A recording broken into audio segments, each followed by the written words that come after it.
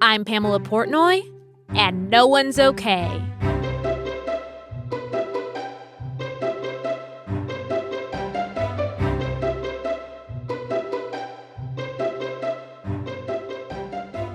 Welcome back to No One's Okay. I am back. I am here today with a wedding photographer, a boudoir photographer in Los Angeles. She is amazing. I just shot with her a couple weeks ago, and it was amazing. Her name is Katie Doherty of Larousse Photo. Hi, Katie. That's me. Hey, Pamela. How are you? I'm okay. Before we get into that, I just want to say thank you so much for your patience because this is the second time we have tried to record this podcast and you have been such a delight and so patient. It was just meant to be to happen today and not Yes. the other day. So The other day we had some sound problems, but I think today is smooth sailing. I'm very, very happy that you agreed to try again. Thank you, Of thank you, thank course. you. Tell our listeners a little bit about your journey and how you got to do what you're doing. Sure. Well, thanks for having me. And My pleasure. where can I start? It's always such an open-ended question, but I guess I'll go back to in my 20s. I was really set on becoming a teacher, elementary school. And so that's what I did. And then I just realized when I was like in my later mid 20s that I wasn't happy doing it. And so I decided to just do a big old career switcheroo. And I started wedding photography. And then soon after that, I added on boudoir as one of my offerings. And yeah, I've been doing that for about 7 years now. That's amazing. How did it feel to make that switch? You know, it wasn't that hard. I just knew that I couldn't keep doing what I was doing, that feeling of just always wanting it to be the weekend. And I'm like, that doesn't feel normal. That doesn't feel healthy. I want every day to be sort of exciting and not always wish that I didn't have to go to work. So I didn't have a plan when I quit. I basically just moved back in with my parents and knew that I was going to have to sort of substitute teach and tutor a little bit until I figured out how the photography was going to, come to be. But I just had to do it. Like I felt like I didn't have a choice. That's so cool. So it felt like a true calling to you. Yeah, it did. And I don't know if it's a good or a bad thing, but I've never been a super practical person. And so, like, I didn't care that I didn't have a way, I didn't have a plan for how to make money. I didn't care that I didn't already have a business started, that, it was basically starting from zero. I don't necessarily recommend people do that, but that's just what I did. And also, it's kind of nice to start from that point because, like, this is it. Like there's no thing to kind of fall back on. It's like going all in. It's kind of Yeah. how I like to do things. That requires a lot of bravery. And so I feel like there was a lot of confidence that you had in that it's just going to happen if I put my head down and do this thing. Yeah, you could call it confidence. I don't know if I would call it confidence, but What would you call it? yeah, I think I just knew that there was something else that I should be doing. And, I didn't actually necessarily know it was photography, but I did know that I wanted to have my own business. And I started becoming obsessed with the idea of being an entrepreneur or working for myself and being able to set my own schedule. Like that just appealed to me so much, especially after having basically my first job out of college where everything, you're told what hours you need to work. You're told exactly how much you're going to get paid. You're told, you have a boss basically. And Right. sometimes the boss is even like, what am I trying to, the word I'm looking for? It's like, Not always someone that's a great time to work with. yeah, or just like the politics of, working for essentially the government when you're a teacher or like a district or I don't know. I just Yeah. didn't like it. You're like, I will have more fun working for me. Yeah. That makes a lot of sense. And so when did the interest in photography start to grow for you? Yeah.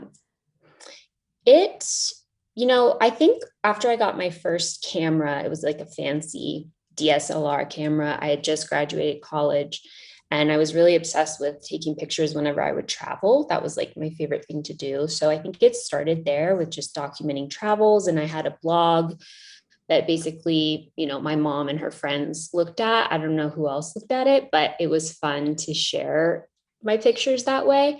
And then, Do you still have it? um, it probably is still out there. It was called, I did it when I taught in Vietnam. It's called Freckles in Asia. And it's Ooh. on like a Tumblr blog. How fun. I remember like I was on a mission to kind of figure out if my live journal was still up somewhere, when I was in like That's high school funny. posting like Simple Plan lyrics, but like I would never have the guts to actually post. I'd like keep it under lock. But like why would anyone like want to read my stuff? But I feel like I would love to see your photos on your Tumblr. They weren't, I mean, at the time, I probably thought they were really good, but it's pretty interesting to look back at your pictures and see how you've progressed because at this point, that was probably 8 years ago or something. So just my editing style, and obviously you hone in on your eye and your skills.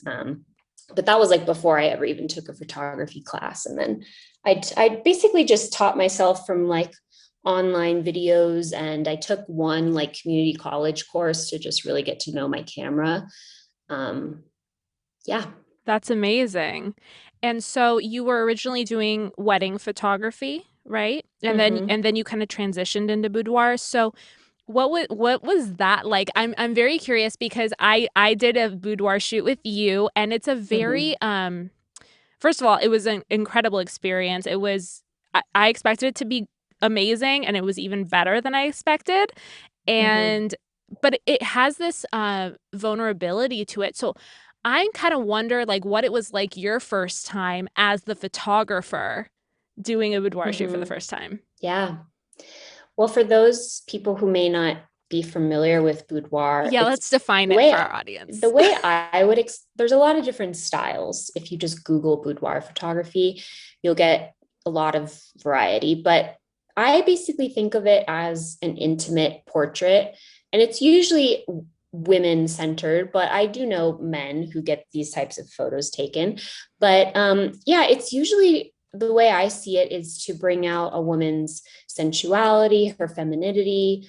And like you said, it can be kind of vulnerable because a lot of times you're not wearing much. Like it can be lingerie, it could be fully nude, it can be fully clothed. It doesn't, what you're wearing isn't what it's all about. It's more of just the type of photos that boudoir photography gets. And the first shoot I ever did, I just randomly went on Craigslist and did a model call. And, obviously you can get, it's kind of a wild card. You could get anything doing it that way. But this really lovely girl replied, and we did a shoot like in a hotel room because I wanted it to be like kind of a cool vibe and lots of good light. And like I was nervous because I didn't, obviously I want them to be comfortable. So I don't want to let on that I'm also nervous because then that's probably only going to make them more like uncomfortable. So, how did that go? I can barely even remember now. Um, yeah, I mean, she had some experience in front of the camera, so I don't think she was like totally um didn't, she kind of knew what to do a little bit. But I think as I went on, I just got more comfortable with telling people how to pose and just doing my best to make people feel comfortable. And I've been told that there's something about like my calm energy, or I don't know what. Can I ask you One, that question? Like, you did absolutely you can. feel, what were you uncomfortable about, or were you even nervous at all? You made the experience whatever the person that told you about your energy is 100% right because you have a very calming energy. Like there was no it's funny because everybody I think has some sort of insecurity about Mm-hmm. themselves, and I'm a human person and I have them. And I kind of walked in with the mindset of I was actively trying to set those aside to just like have a good time and just be myself and be confident.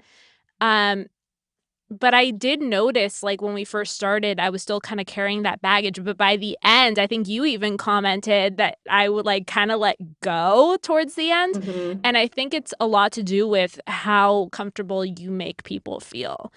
And Mm-hmm. also, I think through the process, you're able to kind of take pride in yourself and how you feel, and not necessarily like what other people think. It's really more about like what makes you feel beautiful and feel Mm-hmm. confident and feel sexy. Yeah.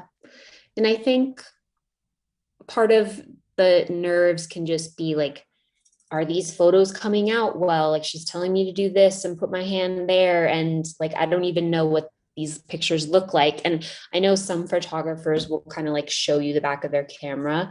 And I don't do that. I I don't, I noticed. guess I was like, because I is he just, gonna not show me anything?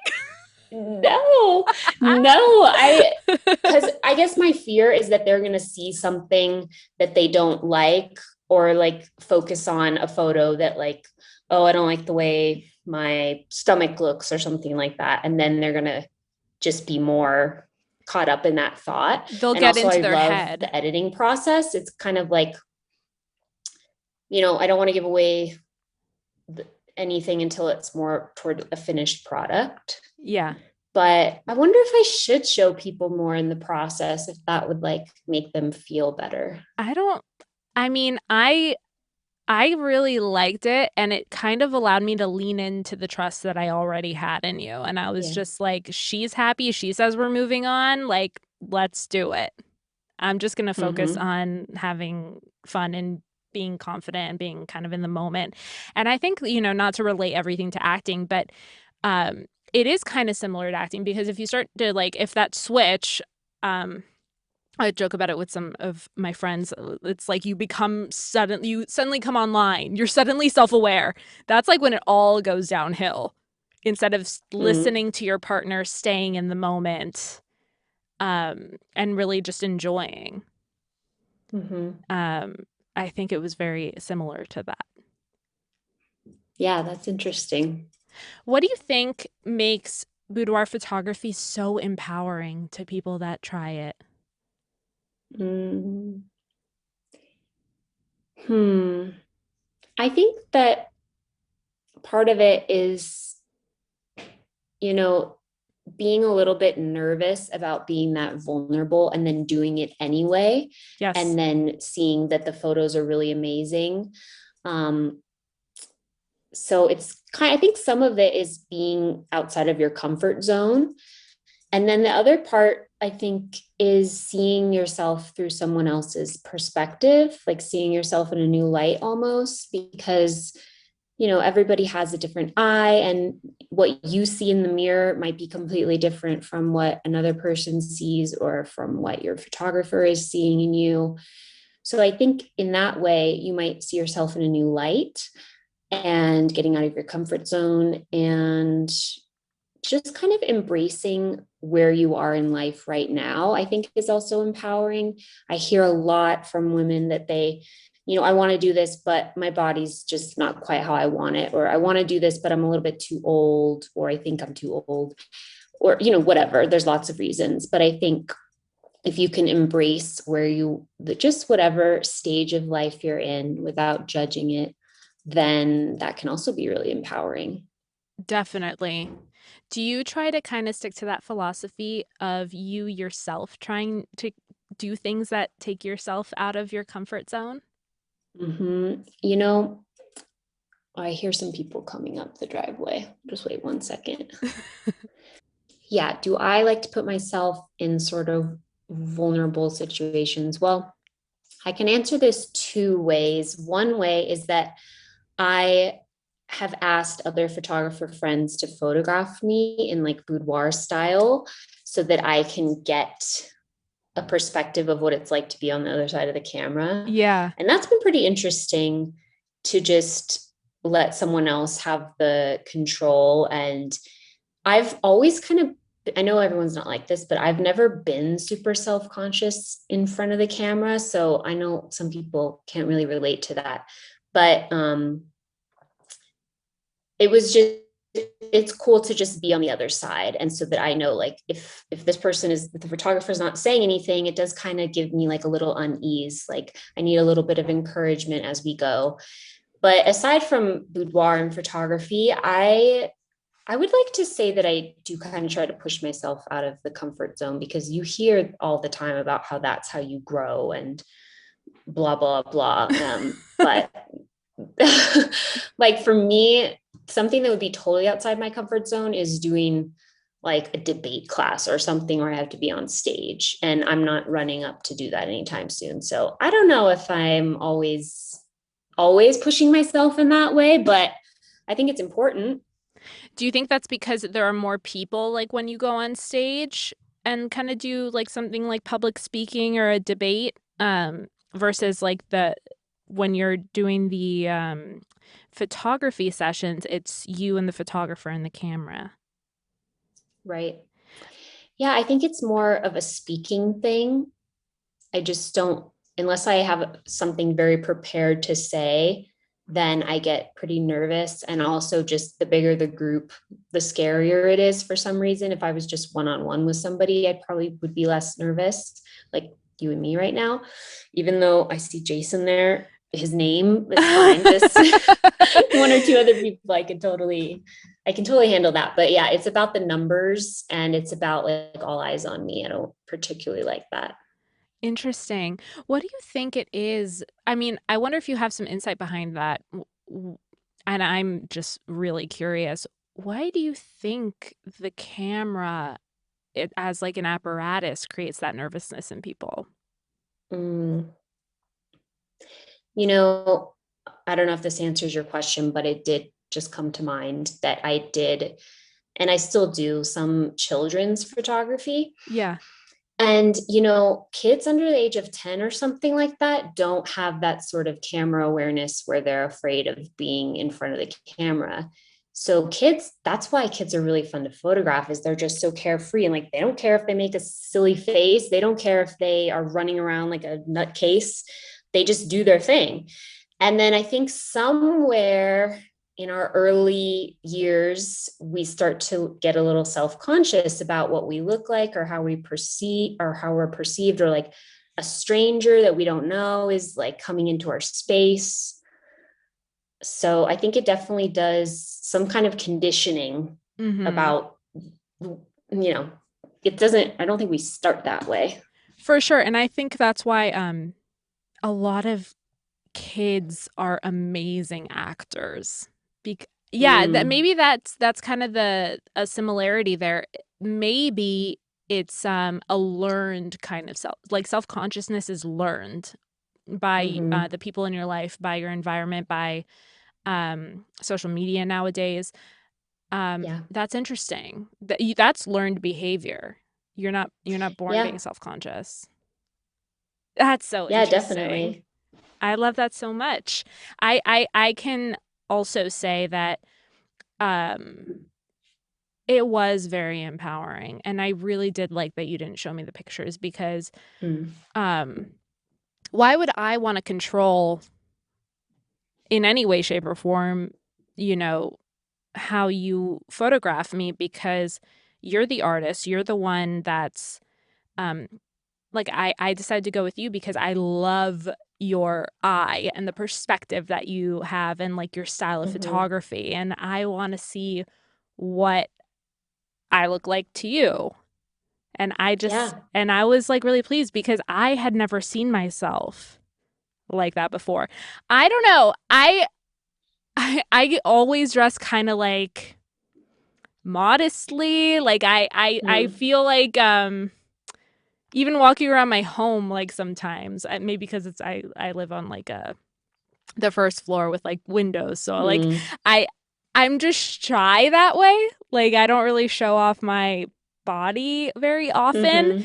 and so getting the opportunity to do that in a safe space was really kind of moving to me. in a very interesting way. And I'm so happy I did it. And I remember when we talked on the phone before we did this, you asked me why I wanted to do it. And I basically said, look, like there when I'm older, I want to be able to look back on how much of a babe I was. That's a good reason. And I also wanted to look at it as something new to challenge myself with and to kind of see myself in a different way. And I fucking love that I did it. It was definitely since I heard about you and because I had a friend, you actually shot my friend's wedding. I've been wanting to work with you for years since I met you through that. And I'm so happy I did. I love hearing that. Yeah, and it's definitely, I think, about trust too. Like if you've seen the photographer's work and you really like what they do, you just kind of trust that you're in, like you said, a safe space and a space where you're going to feel beautiful. There's some women do tell me things like, oh, well, those girls are like flawless, or I know that you've done these amazing photo shoots with all these other women, but I'm going to be the one that you just can't pose or whatever, but it's really, I honestly think that I could photograph anyone who walked into my studio, regardless of anything like size or age or, and yeah, anything. That's beautiful. How would you define sexy? That's a good question. And I think you mentioned this question was going to come up, and I wrote down in my notebook and I never came back to it because I don't know, that's a good question, I guess. It is a tough question because when I think of sexy, I think of being in being comfortable in your own skin. Yeah. And kind of embracing the sensual side of you and whatever that may look like. I don't believe in one thing is sexy.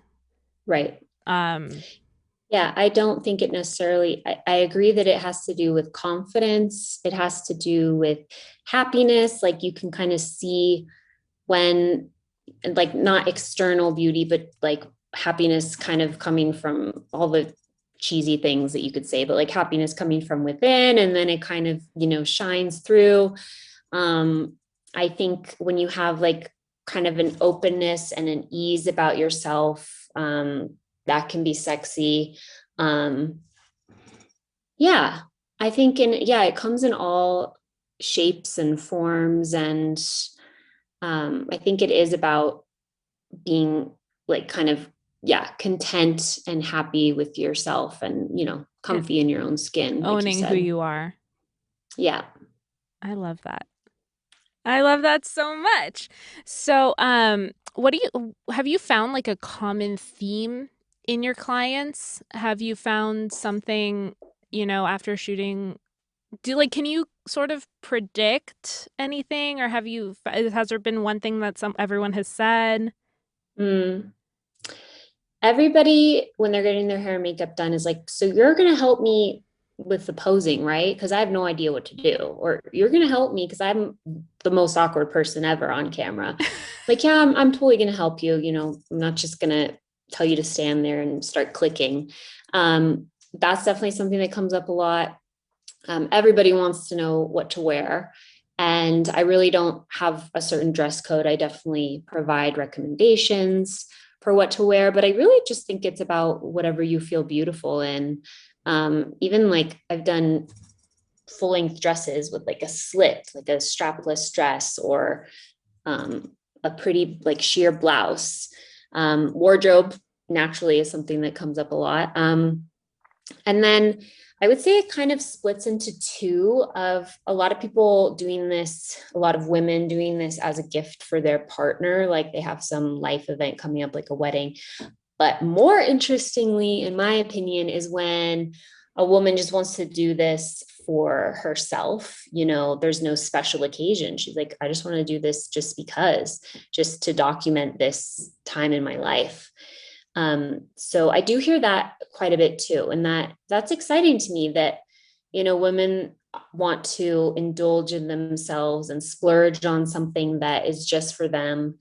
Um, I think that's awesome. A birthday party. I've done like birthday celebrations. How does that work? Or I mean, it's basically just it's my birthday soon and I'm going to do this. But I always offer champagne or snacks or like some little way to make it more fun. I've been wanting to do kind of more of like a party type thing, like maybe a bachelorette party where all the girls get ready together and then they kind of cycle through and take turns getting their picture taken. I think that would be really fun. That's really cool. So I haven't done any. I'm usually just one-on-one. Sometimes girls will bring a friend or a sister that they want as a cheerleader, and that's totally fine with me as well. Nice. Yeah. So what would you say to someone that was feeling that way? Like, what would you say to someone that was struggling with their self-confidence? I mean, there's everyone in some way, shape, or form, I Yeah. feel like has some sort of insecurity. What would you say to them? Mm-hmm. Well, I do want to be empathetic and understanding because I think literally any woman can relate to that. Any person, not just women, like men Everybody. have insecurities too. Um, and yeah, I think I would just do my best to, sympathize with them and just say, no matter how perfect someone appears, that doesn't mean anything. Like they can still have all sorts of negative thoughts in their head about the way they look or the way they act or something like that. But I think, I mean, you can always just focus on the things that you do really love about yourself. I mean, I'll just give a more concrete example because for myself, I like from afar, maybe, people wouldn't see these things about me, but for a long time, well, I still do, I have scoliosis. And so for a long time, I was very insecure about like the way my back was sort of asymmetrical. And it got to the point where it was like, my spine was curved enough that I had to do surgery. Oh, So wow. now I have like a metal spine and like a gnarly scar. And at first I was like really insecure. I'm like, I have this scar, like my back's all messed up. And then I'm like, actually, this is kind of cool that like this scar that's probably like this long on my back is like the most hardcore thing about me. So I think insecurity, sometimes the thing that like you don't like about yourself the most is actually maybe the coolest, maybe not, but that's just one Sometimes I example. feel like you can be Um, so, you're so right. You just really reminded me of, have you ever watched Parks and Rec? Probably just like a couple episodes. There's a character, Ron Swanson, who's like the manly guy, and he's talking to someone about scars. He's like, women love scars. It means you could survive an attack. But I feel like it applies to everyone, it's just it's something unique about you, Yeah, and it's something that you went through and is a part of you in some way, shape, or form. sure. Yeah. Yeah, definitely. And I think that comes up a lot, like along the lines of scars, like maybe it's cellulite or stretch marks or whatever texture on your skin, stuff like that. And I think that it's like kind of part of the story, it's part of, yeah, I don't have stretch marks yet because I don't have any kids, but like if you have stretch marks, maybe it's because you gave birth to children and that's like kind of really impressive. Or So you grew like quickly, or like, yeah, it's signs of life, yeah, a signs of a life lived. right. Yeah. And I think my other thing that comes to mind is just really focusing on like the things that you like. And then if you can't, the things that you can't change, like why are we obsessing over them? It's just For kind of sure. a pointless thing to do. Absolutely. Absolutely. I'm curious, have you ever felt um that there's a stigma around the type of photography that you do?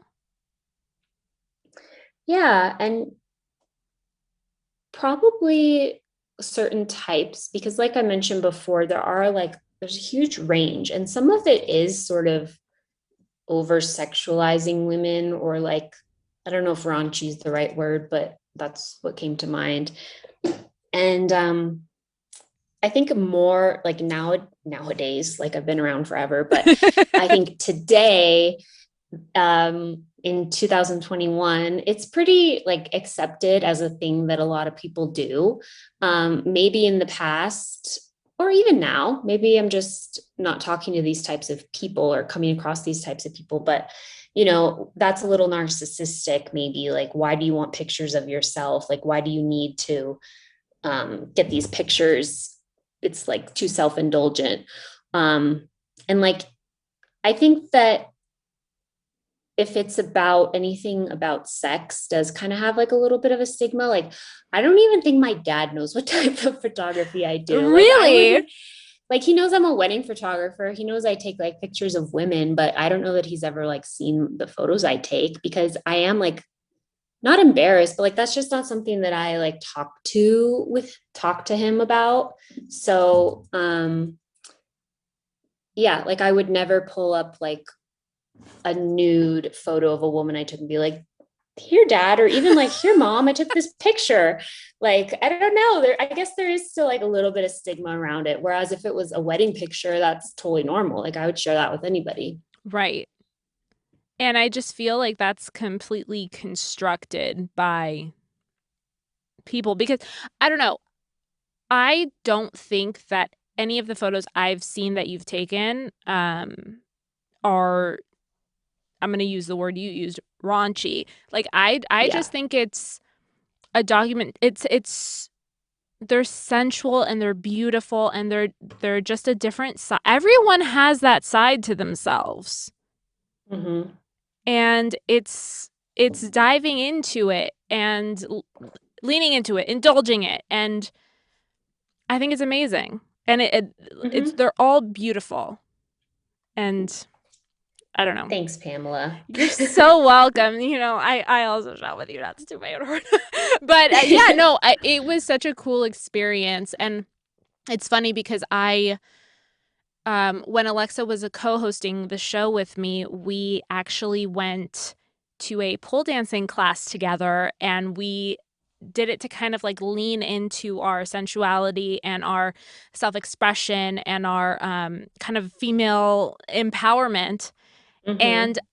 I feel like it's kind of similar in that way. Like people have like strange ideas as to like what that's about, but literally the room was dark and the women were kind of dancing for themselves. They weren't, doing it to kind of show off or do anything except make themselves happy and to feel Mm-hmm. good.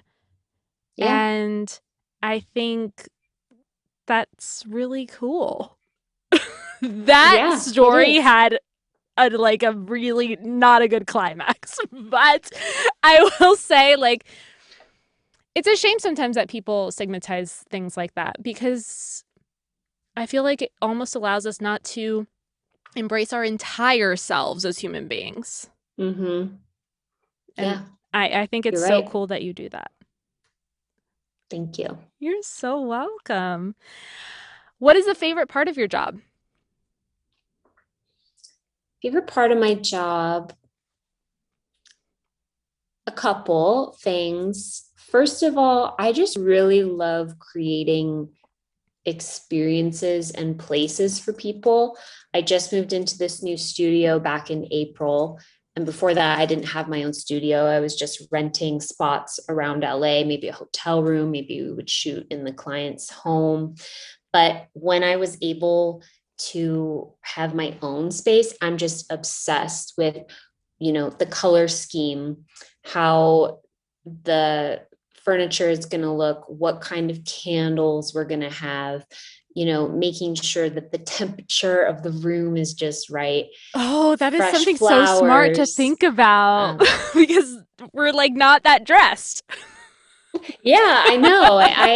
And I just always even when I was a teacher, I loved that about the classroom, like getting there in the morning and getting if it was cold outside, I would make it nice and cozy. I would spray a little Febreze, which I later realized is not that great for breathing in. But I just like and hanging student art on the wall. I just like creating pretty spaces for people to feel good in. So that's part of it. And then the other part is definitely Pinteresting, I think, and just getting new ideas and kind of collecting images. I just subscribed, is that the word? To Vogue magazine, like a paper Oh, nice. Yeah, that is magazine. the word. I Yes. just want like stacks of magazines and coffee table books. And I just like having inspiration like that around me. And not that I want to copy what other people have done, but it definitely makes a difference when you have visual references to kind of pull from. And I love anything related to fashion photography. I think that's kind of a cool way to blend boudoir with something a little bit more editorial. Mm-hmm. And what else? I love showing clients their pictures. Oh my God. I guess I love a lot of stuff. I would say my You like all top of it. 3 favorite things. One of my top things is seeing the pictures in physical form. So whether that's putting it in an album or however, wall art to display on the wall. I love seeing the finished product. And for a long time, I just gave clients digitals and let them do what they wanted to do with them. And you just never know. Like, are they going to buy like a Shutterfly book? Or are they just going to keep it on their phone forever? And as a photographer, you actually have access to professional photo labs that only photographers can order from. So it's just like a whole new world of like gorgeous products that you can choose from. That's amazing. I am so happy with my velvet book that Your I little book, ordered yeah. with you. I got a little velvet book. And I will be posting, I decided to be posting a couple of photos from our shoot so our listeners could see some of your work. And I fucking loved shooting with you. I felt like we created things that like we didn't even mean to create, which was Mm-hmm. really, really fun. It felt like a very collaborative, creative experience. Yeah, and that's what kind of happens. I have a few ideas in my head, but I like to kind of have that flexibility to just see what the client's energy is, or I usually don't see the outfits that you bring until you bring them. So like as soon as you get there and I see all the choices, I'm like, okay, this is what we can do with this. This will look good on this background.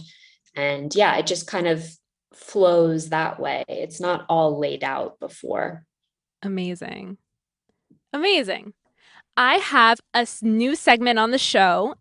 It's not that new because we just started this like a few weeks ago. Uh, it is called Silly Questions to Take Super Seriously.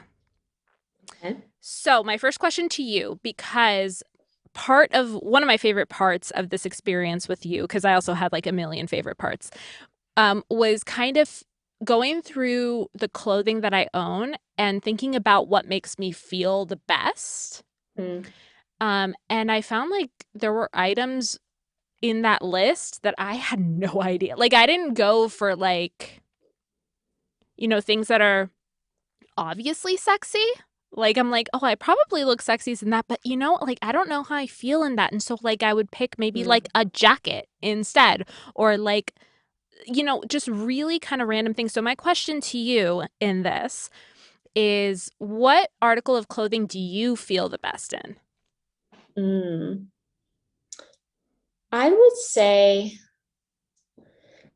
I tend to go if I want to feel a little jazzed up, I do like to wear black.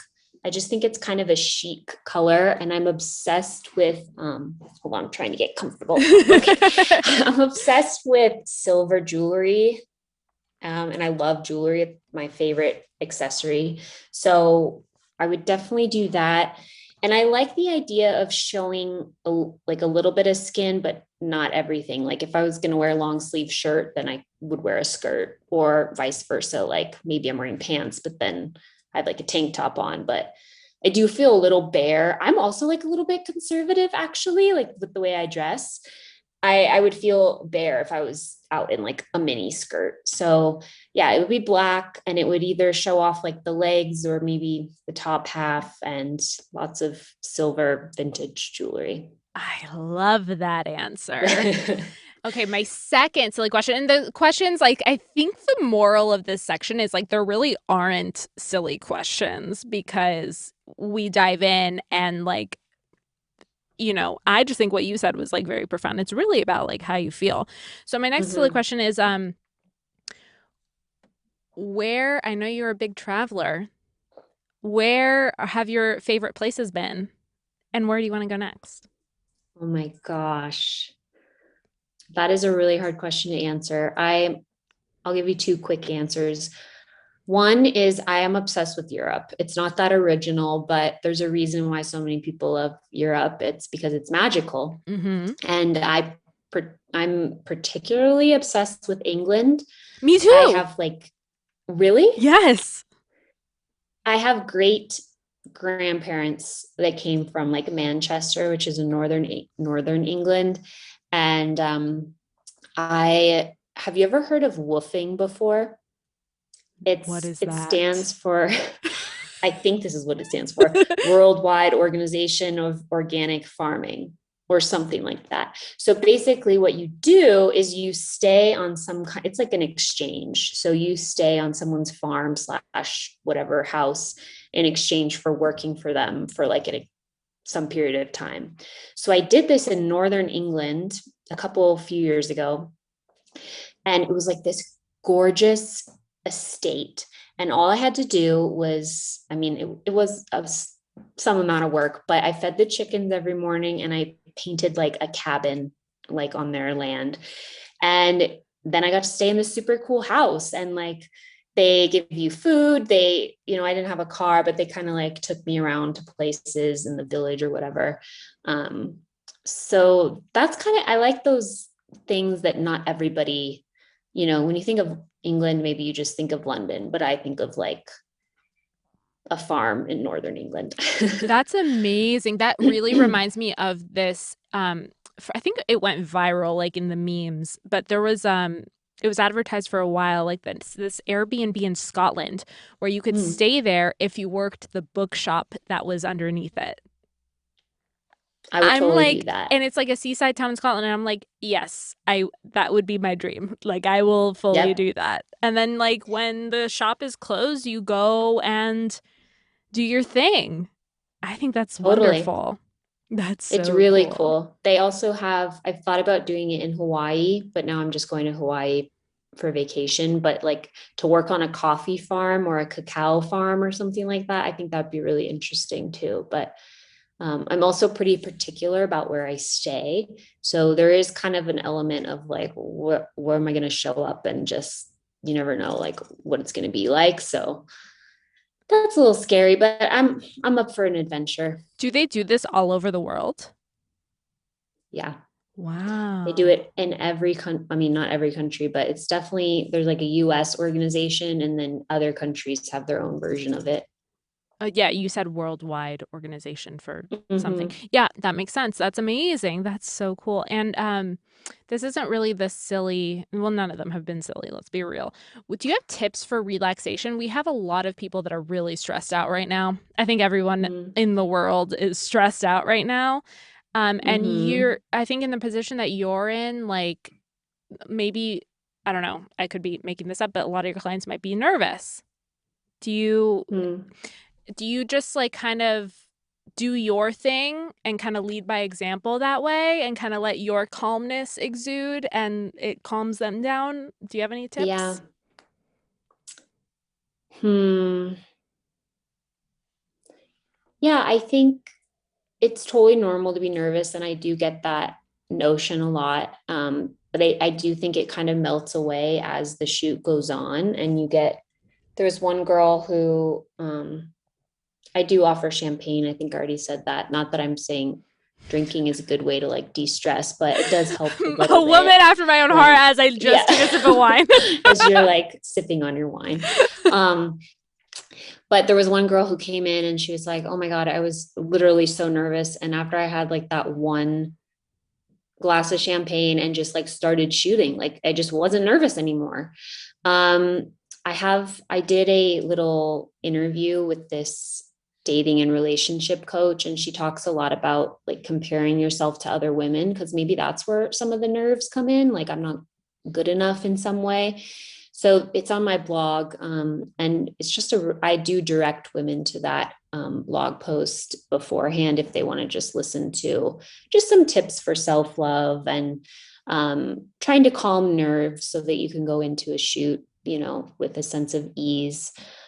Just the regular things, being, getting a good night's sleep and being well fed and maybe taking like a nice bath before or exercise. Um, Stuff like that will definitely make you feel a little bit better. Definitely. Exercise for me is a big one. Mm, I kind of make it mandatory for me if I'm not having a good day, because I know mm, that like some days let's be real, like sometimes if you're having a bad day, you need to lean into the couch or just go to bed. And sometimes really you just need to rest. But yeah. I do know that like working out for me just gets rid of a lot of that excess, some of that gross, like gets the rust off the hinges, if you will. Yeah. Yeah. I need to be better at that, because I feel like I go through these little stages where I'm really good at like doing some kind of physical fitness. And then I just get into like the laziest modes where I like don't do anything for weeks. So, um, yeah, it's definitely, I think if you can make it into a habit, which I'm like anti-habit. I don't know what is with me in habits, but like I'm really good at them for like 5 days and then I fall apart. But I'm the if same you can make way. exercise a habit, like even if it's something small every day, like a little walk in the morning. Have you ever heard of the book Atomic Habits? I have heard of it, but I haven't read it. It's really good. I'll have to check it out. Um, I'll put it on the yeah, reading list on the Instagram, good. Atomic Habits. Okay. That's really interesting. I'm the same way. I'll like set a goal and like I fall off because I'm like I just don't feel it. But I Yeah. noticed that I respond to challenge. I don't know if it's the Mm, competition inside me. And so my friend just gave me a 90-day challenge that I have to do something active every day of the 90 days. Like whether it be, like it could be my regular workouts, or I could go for a walk, or if it's like a day where I'm kind of sore, like stretch. Just mm-hmm. don't waste the day like not moving. Yeah. And like because he laid it out as a challenge, I'm like, you bet your ass I'm gonna do it. Yeah. And what you just said, having some kind of accountability partner is definitely a way to increase your chances of sticking with something. 100%. That at the beginning of the pandemic, I was part of this app. Have you heard of it? Step Bet. Mm-mm. It's like an app where you kind of like I think it's literally like a bet. You put down like I like the $5 or something. I don't remember, but I was doing it with my friend Tiffany, at the beginning of the pandemic, and we were competing to try to stay in the pool. And like as people dropped out, the pool got bigger, and so you would Yeah. get money if you stayed in it for the entire challenge. That's so interesting. Like what kind of challenges? This one was a walking challenge. So basically, it would connect to the steps on your phone. And so it would Mm, know. And so, like, at the end of the day, I'd be walking around my apartment just like trying to get the final steps in. that's so interesting. And then, yeah, if you don't do it, then you're You're out of the out. running. Yeah. Yeah. It was very motivational for me. I made it through that challenge, but then I didn't participate in any other ones because I was just Yeah. like, it's a lot. But it was great. I was feeling very good throughout that time. Amazing. I'll have to look at that Katie, one. Katie, where can our listeners follow you? Yes. The best place is probably on my Instagram at Larousse Photo. And then I also have laroussephoto.com, which kind of like the center point for it'll link you to my weddings or my boudoir website. And then I also have travel prints for sale because I love selling prints as art. Amazing. Amazing. And I think we've arrived at our final question before we say Okay. goodbye. And I thank you immensely for being you and joining me. Here it Mm-hmm. is. Are you ready? Mm-hmm. Are you okay? I knew you were going to ask me this. Um, I think I could be better. That's my answer. Okay, two things. One is there's a couple areas of my life where I'm sort of constantly struggling with, and I feel pretty stagnant in those two areas. But on the other hand, I want to focus more on the things that are going right and like celebrating small wins. And that's something I definitely need to be better at because overall, my life is okay. It's probably really good, but I have a tendency to really like fixate on the things that I want to be better. From in my case, I would say like financials is a struggle and also like romantic relationships. Until I crack those two, until I crack the code, I don't know if I would say that I am okay. I love that answer. There's always something, and I do think that everyone, not to cast aside their ambitions and like what they want to improve in their life, but I think leaning into like what is going well can be super helpful, especially when times are a little more challenging than they usually are, which has been the last over a year and a half. Yeah. Um, do take a minute. And honestly, like I frankly have had one of the shittier weeks that I've had in a long time, Mm-hmm. because my dog just passed away this past weekend. I'm And sorry. she was 15 and the light of my life, and she lived an Yeah. amazing, amazing life. But bad things happen, but I think when you lean into the good, it Mm-hmm. can kind of change everything, really. And Yep. thank you for sharing that with me. Thank you for being vulnerable and sharing that.